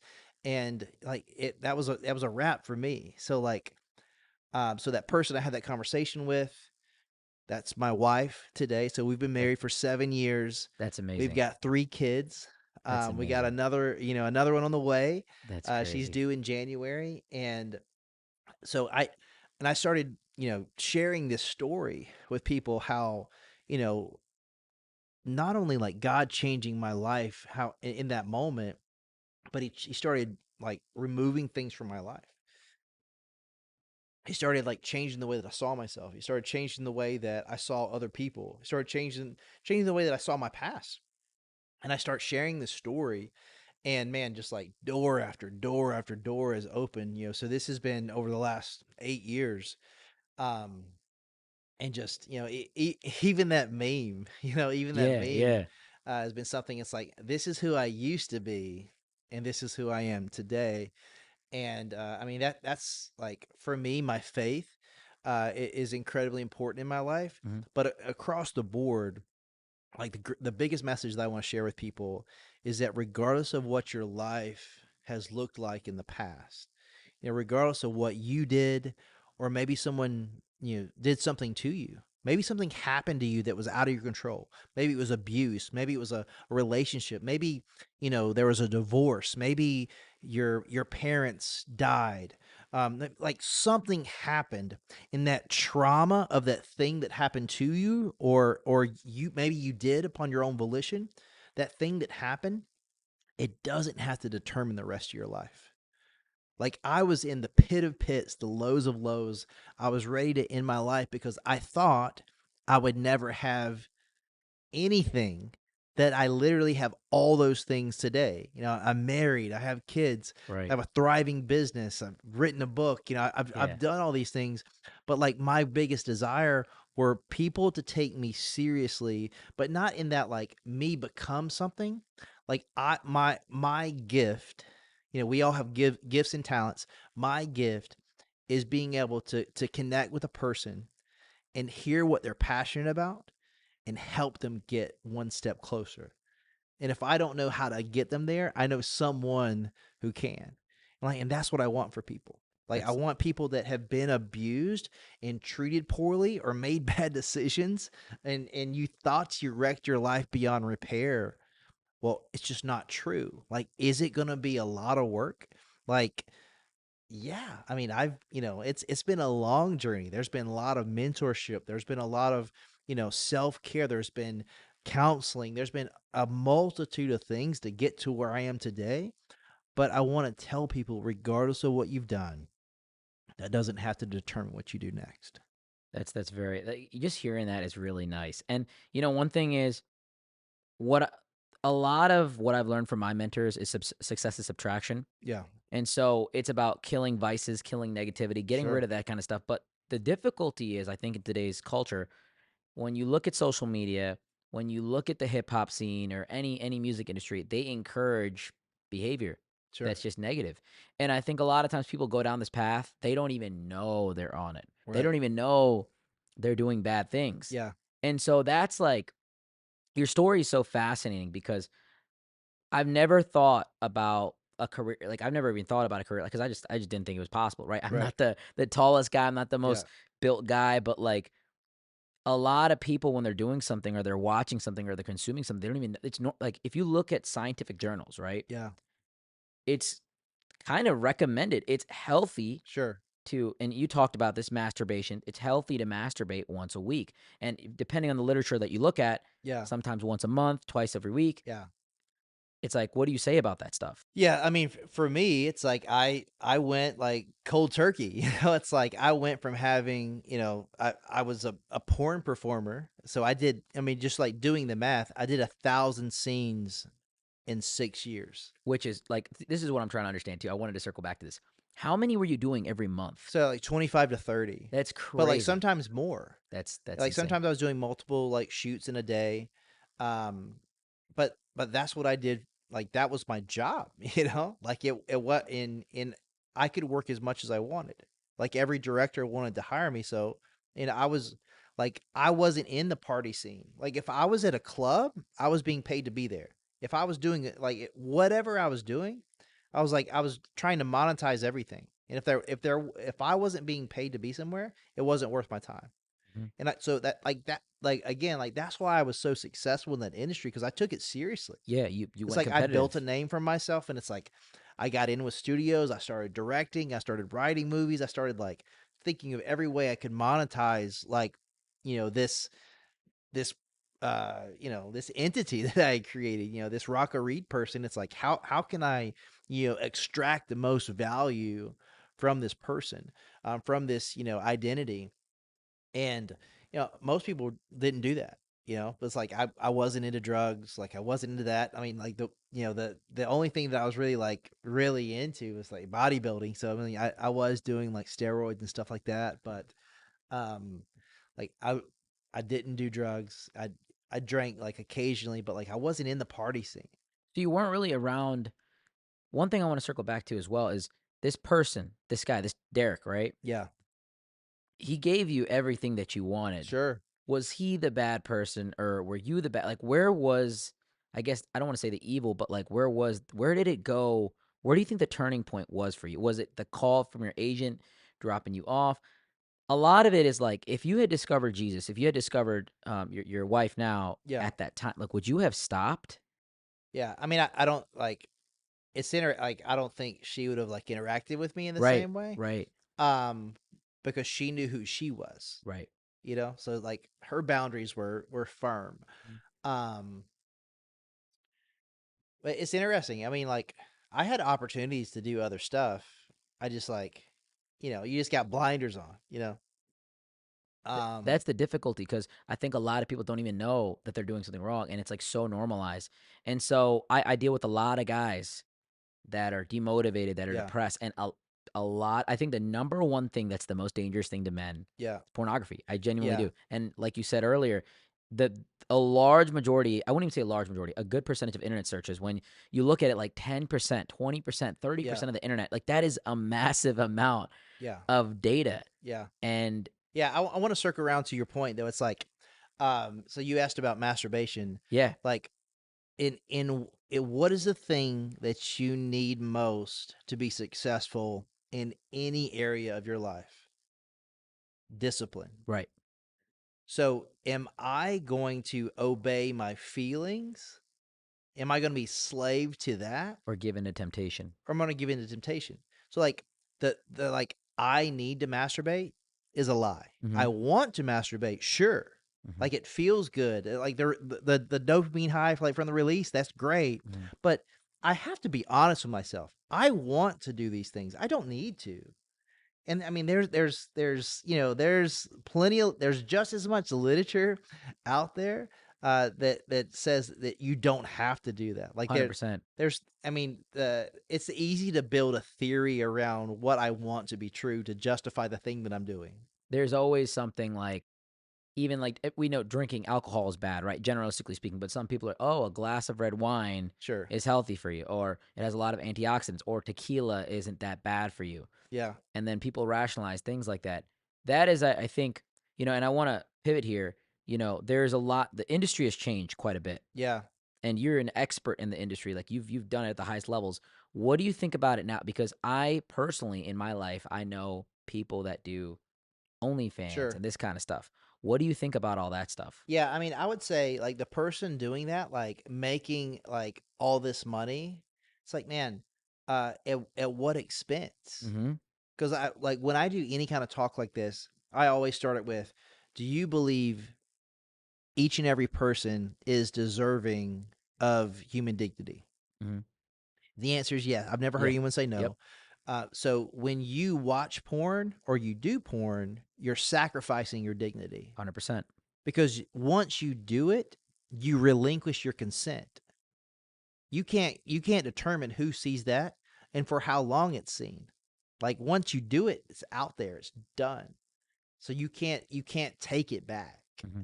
There's a lot of negativity associated with the actual, and I would love for you to talk about this too, with the violence, the changing. Yeah, well within all pornography, 90% of it depicts some level of violence. And the industry in itself, it leads, to sex trafficking. It impacts rape culture. It impacts abuse. And then you're talking about an evil industry. Like the industry in itself is evil. Like one of the top niches of porn is teen porn. It's crazy. So I like I've heard it said, but I wouldn't want to be in the same room with someone that tries to justify pedophilia. Mm-hmm. So you have a conversation with someone should we all strive to protect children? 100%. 100%. Yeah. So teen porn is the most popular variation of porn. Yeah. Yet teen porn, if you watch it, girls are in pigtails and stockings. It's crazy. Who is that depicting? Children. Children. People are consuming something and all of a sudden they become insatiable and they develop this appetite for this thing and they don't even realize what they're watching. Yeah. Then all of a sudden this thing that I saw on a screen becomes something I want in real life. And all of a sudden I end up in a place doing a thing that I said I never would do that. Mm-hmm. And it's rewiring your mind. And that's why it's so dangerous. Like that's real. There's like in Kansas City, there's a good friend of mine. Her name's Heidi Olson. She's a critical care nurse. 500 cases last year of siblings raping one another, tying them up and raping them to the point where they're physically injured. And we're talking about 12 and 13 years old. This isn't like a one off case that happened one time. This is happening on a consistent basis, and this is happening all over the world. 100% of the time, those kids are addicted to porn. They're seeing something, they're developing a desire for it, and then they're acting it out. And we are fools to believe that you're not influenced by what you're consuming. Your output will always be determined by your input. Yeah, 100%. Always. You can't put that stuff in your mind and believe the lie that it's not going to impact you in some way. And this is the problem with today's culture because we see it honestly, like even being on TikTok, like we have a large following on TikTok. I'll be scrolling and I'll see like a kid Yeah. doing something that's in my eyes highly inappropriate. Right. Doing a dance, showing too much like it's just crazy to me. It's like my worry and the thing that I'm battling is like our new generation right now, it's not just a magazine. And that those days are gone. It's not even a computer screen. It's your cell phone. It's your tablet. And pretty soon it's just going to be everywhere. I think like it's like 48% of all I don't even know where the statistic was what from. It's a little bit older. 48% of all porn consumption is done mobily, and I think it's Yeah. even higher nowadays. Sure. And what's crazy is so because of the accessibility, Mhm. like 5-6 years ago even, or like until streaming, like most people don't even have cable anymore. Mhm. Everyone streams. Yep. And what that changes is, like, used to, like back in the day, like there would be like inappropriate things on TV, but they would be late at night. Mhm. Like it You're was like right. Right. Skinamax, like HBO Yes. After Dark or whatever. Now that's not the case. And when something's normalized, like it's not frowned upon. So like we just push the line like further and further and further. So I mean there's like cases of 10 to 10, 11, 12 year olds in the Philippines that walk 2 hours to an internet spot and watch porn in the corner. That's crazy. And you know it's normalized, but it's not okay. Right. Because you're not going to be in a library with your cell phone out doing it. I Everyone we know innately. Oh, that is the I don't yeah, so like that is the perfect example. Like if porn is not a big deal and everyone should be able to watch it, if I was watching porn and someone walked past me, Yeah, it's down. 100%, why do you do that? There's something Intrinsically in wrong about yes. it. Yes. Because sex is something to be like it's supposed to be intimate. It's supposed to be intimacy between two people. It's not and this is something that has existed, for thousands of years. Mhm. Like there's been sex work happening for thousands and thousands of years. It's throughout the Bible. Mhm. It's documented throughout history, like prostitution, sex work, sexual immorality, like all this stuff, and it'll be forever a thing. But like pornography has changed the game because of this. The cell phone has app and then there's a lot more when Apple's releasing their new headset product, Oh people yeah, like VR is like another. VR, all Yeah, that stuff, one thing is like I make a big stand against this. Like so a lot of guys will say, "Okay, why won't I just hire a prostitute or an escort? Why can't I just hire a girl because I can get the release and instead of taking a girl on a date and doing this, that, and the third and building and I tell people like number one, yes, probably courting a girl would cost more money in a resource base, but you're not building a relationship. And the moment that you're paying for something, she knows that you're a loser. yeah, It's a transaction. The feminine energy is gone, the masculine energy is there, and that goes completely out of the window. The moment it's done, you're on a time clock. There's nothing genuine about it. And you're, most importantly, what you said, you're giving into temptation. You're using 20, 30 minutes of your life, throwing it away, yeah. I money mean, away. yeah. I mean, that's like you think about like there's. I mean, I'm sure you know this as well, but like pornography consumption, like it's a major contributing factor to like how unwell Depression, society is mentally. yes. And because it leans people towards isolation and away from community. Like anything that pushes me away from connection is like I'm operating in a different way than my like I was designed as a human being to interact with. I'm designed to interact with people. Mhm. And it's like you see, across the board, there's places where you can have a dining experience where you order on a screen and it's slid like through a doggy door to you Mhm. so that you don't interact with a person whatsoever. And it's like, that you can have conversations with AI, like sex dolls, like all this like crazy stuff, like OnlyFans. Mhm. And the crazy thing about OnlyFans, and like I hope someone listening to this realizes this. When you are on OnlyFans and you think you're talking to that girl, you're talking to some dude in a basement.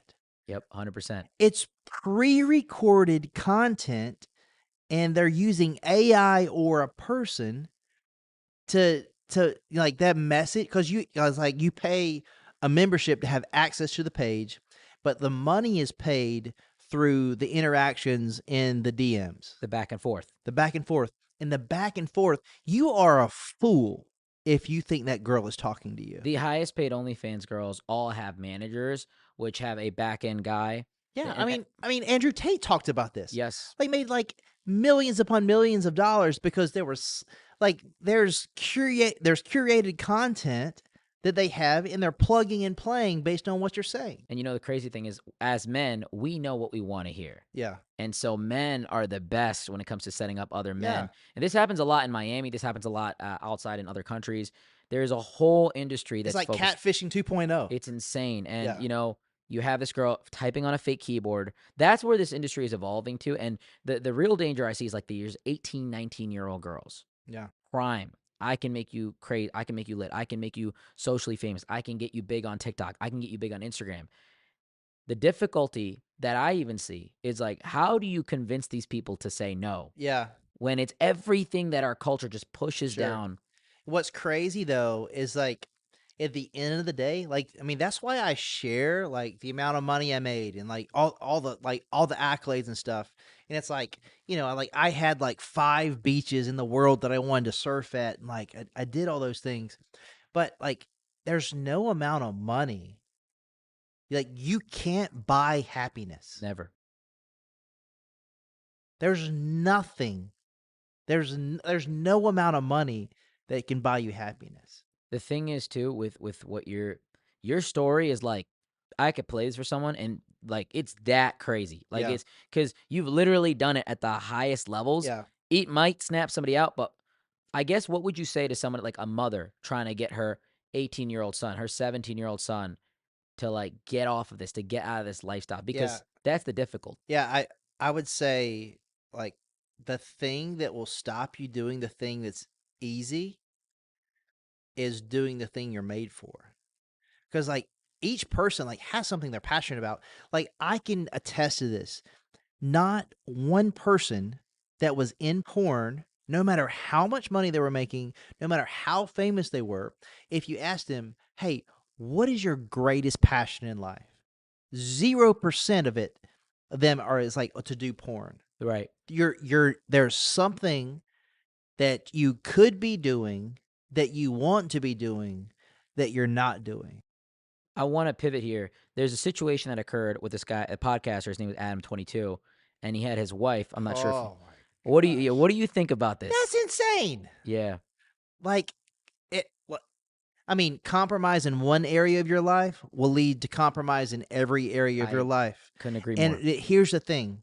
So for me, like, and every person that was in the industry, at the end of the day, when he lays his head down on the pillow, he's not proud of that, and he's not okay with that. There's no way that you have genuine care for a person, and that's what you want for them. So that's the thing that I think, right? So it's very important what you said here. Genuine care. Like I know, like on paper or whatever, they might be married. I actually don't even know the guy. I don't Yeah. know anything about the situation in such great detail, but I feel like, okay, so he's like, it's fine. It's a business thing. I'm like, okay, you can accept it because you don't genuinely care. Yeah. There's a disengagement there. Yeah. So for me, I'll say 2 things. I'll say something heavy and I'll back up. So, firstly, so there are 30 people that were in the industry the same time as me. They got out and they didn't step into something else. And the trajectory of most of girls' careers goes like this: you get in the industry, you either make it or you don't, and if you make it, you become very popular, make a lot of money, Mm-hmm. and then you have to change because all of a sudden, once that everything's out there, it's just normative, and there's nothing like alluring about you anymore because they've seen you do everything. So now you have to augment your body or do something you haven't done. When you get in the industry, there's a no list that you have. I don't want to do these things, right? Like whatever it might be. I don't want to do these specific sex Scenes acts. or whatever, Yeah. right? And so you're in the industry, you're popular, and then that popularity starts to dissipate, and the agent goes and shops around the different studios. They're like, how much would you give me if I get her to do this? And then Oh, the agent goes back to the girl and says, hey, out of nowhere, you're doing this. this studio, this is how they do it. Out of nowhere, this studio wants to pay you $50,000 if you'll do, whatever. I know you said that you didn't want to do this. Like normally it's like anal or something like that. It's like Mhm. if it's like $50,000 if you. Yeah, I know you said you didn't want to do this, but if you do it, $50,000 and your name will be relevant again. And it's that dopamine. It's that chase. Like Yeah, I want to be but it's like popular. he's convinced this person. Well, this is who you are because you've already done this. Mhm. Like this is your life. You're already here. You're stuck. Like you either continue doing what you're doing or like the phone's not going to ring. So she does it, and then once you do the thing you said you wouldn't want to do, like yeah, at first it's like all of a sudden you're popular, and then like the video goes crazy, you make a lot of money, whatever. But all of a sudden now it's just another thing you do. And then there's escorting. So if anyone in the industry, if they have a name for themselves, it's prostitution. You just call it escorting because someone sees your name, and or it's like What is that? So like if you're, yeah, just so it's like ultimately it's like if someone in London wants to fly you out and there, pay him some but money, what they do is the agent makes that person get a test, almost like a and it justifies it because like there's like if there's a camera and a test and a check, it's totally legal. is legal, That's but crazy. also it's normative to that person. So even though it's prostitution, we're going to call it escorting to make you feel different, to get you to compromise. So that's just across the board. So pretty much everyone in the industry was doing that. So that happens, and then after a while, like you've done all there is to do. The phone's not ringing as much anymore. You're not as popular you used to be. And now another way to make money is to do feature dancing at strip clubs. So like feature dancing is if you have a name with notoriety attached to it, a strip club will pay you a nominal fee to be there. This is not like sometimes like some of the girls do it, but not a lot of them. But like this is like another thing you're trying to do to kind of like hold on to. To maintain. Yeah. And then once all those things happen and the phone stops ringing, you're stuck with, well, I've had everyone around me just telling me this is who I am. This is, And I'm when not did going to be able to get married. I'm not going to be able to do this. This content's always going to be on there. This is just who I am. I'm stuck. I don't see a future worth having. So I've been out of the industry for 10 years. 30 people have taken their life via suicide or overdose. that's crazy. 30 people. 30 people that like far more than 30 people. 30 people that You I personally know on know. a first name basis that I've spent time with. I know in 2018 there was like I even remember seeing this on like Twitter. It was like back to back Yeah. to back. It was I think it was female. Do you think it's worse for females or Well, it's just I mean, just there's significantly more females in the industry. Mhm. Like mentally and emotionally, like is it worse on females than guys? Absolutely. Like Yeah, that wouldn't be truthful to say that. Um, it because still got you. yeah. Like it's that bad Well, that and there's like, and I'm not like an anomaly as far as like struggling with suicidal ideation. Like I'm not an anomaly. Like that happens across the board, because if your identity is contingent on selling yourself for sex, and you're no longer selling yourself for sex, but everyone in your life and everyone online and everyone in the world knows you as that person that sells himself for sex, what are you supposed to do? Mhm. And so I was that's that one thing I would share, and then I'd back up. So when I was in the industry, so just to give you like an understanding of the mind of someone in the industry, when I was in that industry, So even while being in that industry, I grew up single mom. My mom's gorgeous, and like guys are hitting on her, and I'm getting mad, like throwing stuff at them. So I was a jealous kid growing up, like jealous, like don't mess with my mom. And then like in relationships, this jealous kid. So still this jealous person in these relationships, but all of a sudden I'm having sex with other people for a living. Mhm. And then more often than not, you become friends with your coworkers. Like that's true in most industries. 100%. So I'm at dinner and I'm at dinner with this couple. They're both in the industry. Me and this girl I was dating was in the industry. And while we're sitting there, we're just acting like it's a Tuesday. But the reality is that he had had sex with my girlfriend 2 days ago, and I'd had sex with his girlfriend that day. We're both sitting there saying, like literally telling people this, that we're in a monogamous relationship Yeah, because it's we believe it's just work. And all of a sudden, this like superimposed, like fictitious reality is I'm clinging on to it so much that like I have to say the right thing so that I can stay like intact mentally. And then the girl that I was dating, like, but she was like into it. So now she's like, well, I want to tell you about my day. And like I'm dating this girl, we're living together, and like she's wanting to tell me about, her having sex with someone else. Mhm.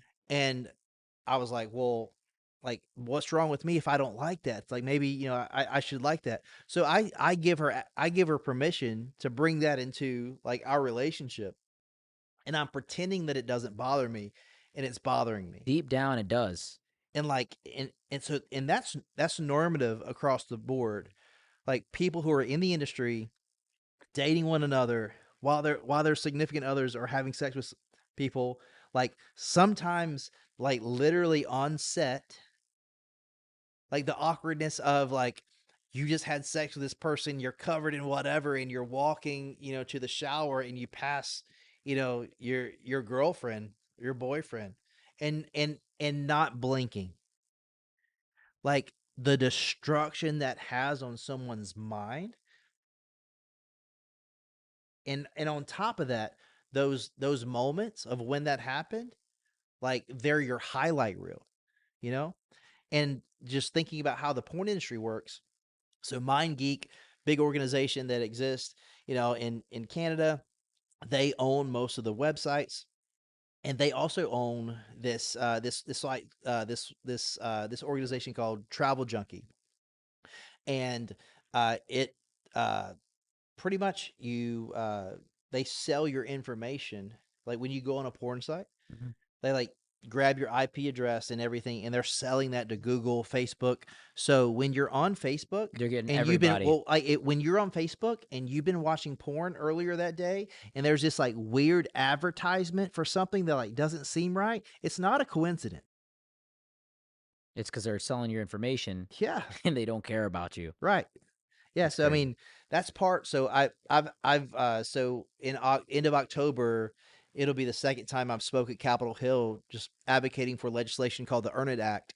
And we, last October sat down, talked with all 52 of the like the 50 of the state representatives, and some in person, some their teams.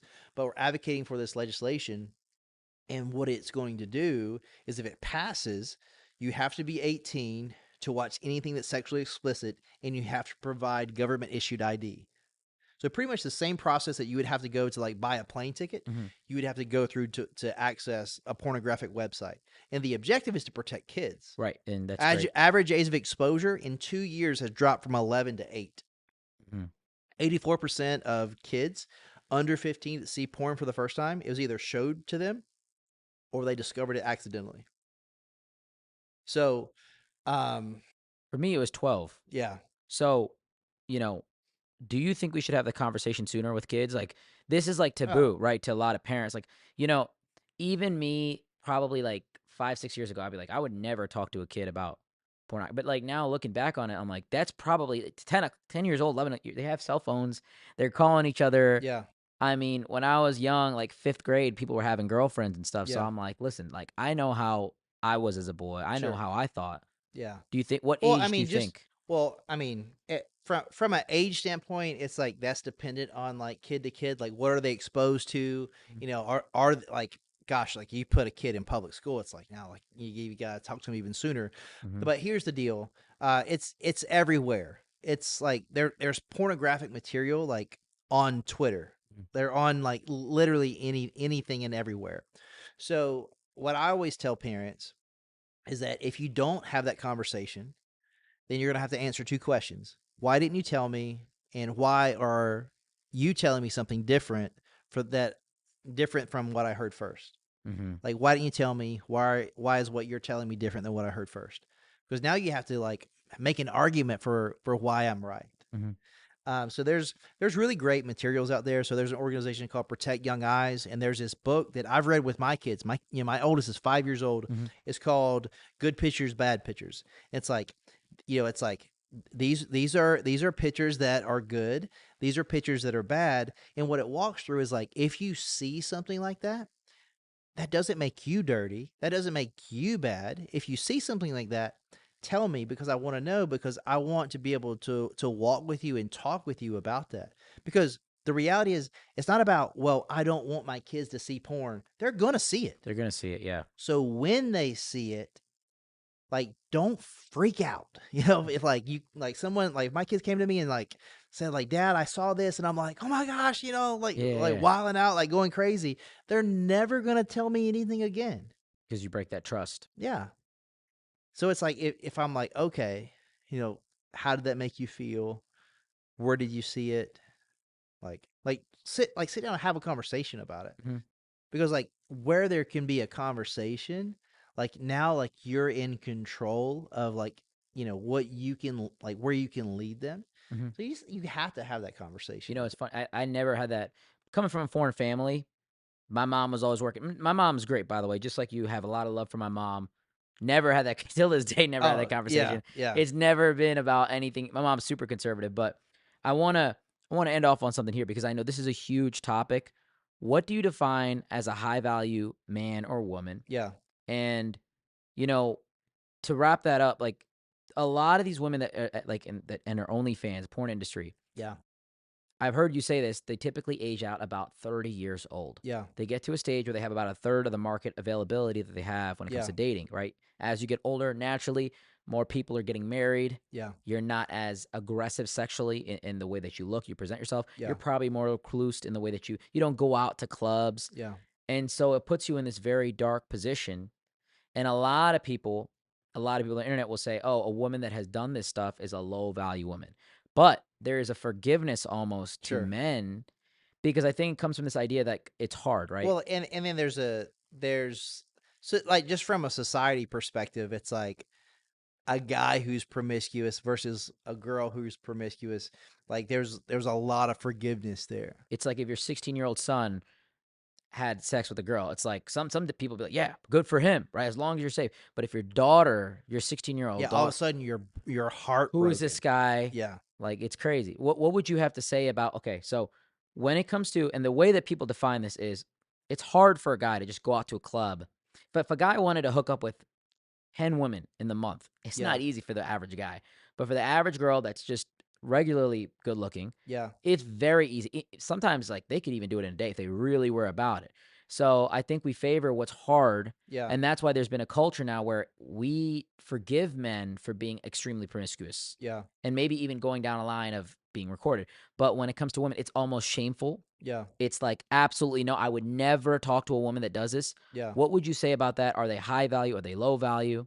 Yeah, I mean, there's someone that is a good friend of mine. Her name's Brittany Delamora, and she essentially does the same thing that I do. She's a author. She's a preacher, a teacher. She's married, and she has an incredible family. And what she did was she owned her mistakes. She went through the necessary steps to grow and learn and heal from what she had done and what had happened to her. So like that's what we should value. Like, is a person like of integrity? Like, do they have discipline? Like, are they trying to better themselves? Are they living their life in such a way that it betters those around them? Like, that's what's valuable. So I mean, to your point though, like absolutely yes, like society, in even worse, in like in Western culture, it's like Hmm. we're relatively forgiving. It's like in other cultures, it would be even worse Yes, for women to do that. So I'll say that's just true across the board. And that's unfortunately not gonna change anytime soon. probably isn't. But the reality is like, man, so many people get caught up in like what this person did and how I'm going to do this, and I'm so frustrated in this season of singleness. And man, and here's the truth. Like the law of attraction is real. And often, like, from a spiritual standpoint, like God wants to do something in you before he does something for you or with you. Mm. So for me, what I would tell people, like the law of attraction is real. So if you want this kind of spouse, become this type of person. Okay. Like walk through your trauma, Mhm. get your life together, Right. better yourself. And as you're bettering yourself, put yourself in places where there are other people walking in the direction that you want to go. And guess what you'll find? The person you're looking for. Yeah, that's Because amazing. that's what I did. Yeah. I took myself out of a toxic environment. I put myself in a healthy environment, and I found a healthy person that elevated the level of my life. Mhm. So, last question before I wrap up here. If you had a son, or you have three sons, they become 18, 19, 20 years old, Yeah. and let's say they marry someone that had done or they're dating somebody, Yeah. maybe she did OnlyFans years ago. Yeah. What are the necessary steps that you would have to go through in your mind to kind of relinquish yourself of that mindset? Like, obviously, genuinely, Yeah. authentically, like, I don't know what I was doing at the time. Sure. A lot of people get in the industry when they're very young. Like, Sure. you were very young. What are the steps they have to do to exit? And would you be accepting of that? Yeah, 100%. Because Okay. I mean, because the reality is, like, a person that's not walked through anything doesn't know who they are, I and agree. they're more dangerous to Yeah. them and other people in contrast to someone that's walked through something really hard. Because on the other side of pain, on the other side of tribulation, on the other side of, walking through anything that's difficult, is you grow from it. It's funny. In college, I remember the girls that would the girls that partied in high school, Yeah. they like didn't party that much in college. Yeah. They were like, okay, this is cool. But the girls that never did, they were out and about every party. It was nuts. Yeah. So no, I mean, Yeah, but at the end of the day, would you rather be with someone who had lived some life and did some things that you might not agree with, but they own them? Because, I mean, at the end of the day, you either own your mistakes or they own you. If they choose to own their mistakes and they grow from it, they actually expedite who they are as a person. And they're probably further along than the person that didn't go through anything. So I would rather be with someone who's honest yeah, than someone who has a clean record but has no clue who they are. that's a very refreshing perspective.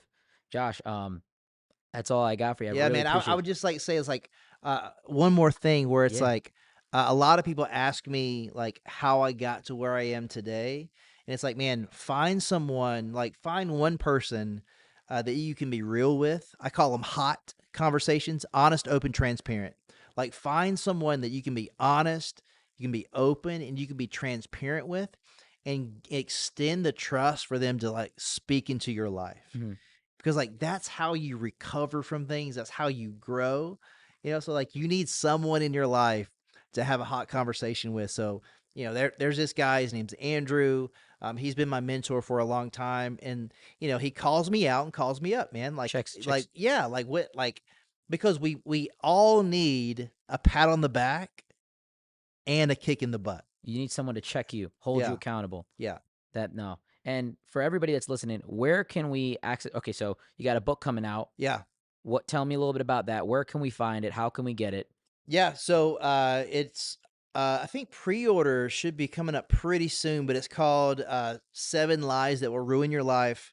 Anywhere that you can buy books, it'll be available. It comes out March 5th is the actual release date, so super excited about that. But as far as like social, like IG, TikTok, anything across the board, I am Joshua Broome, and regarding like booking me for like podcast speaking engagement stuff like that on my website is joshuabroome.me. So just don't forget that E on the end of my name. Awesome, guys. Appreciate your time here, Yeah. man. Big shout out to K&D for allowing us to use this penthouse to film everything in. Joshua, amazing to have you. Thank Yeah. you.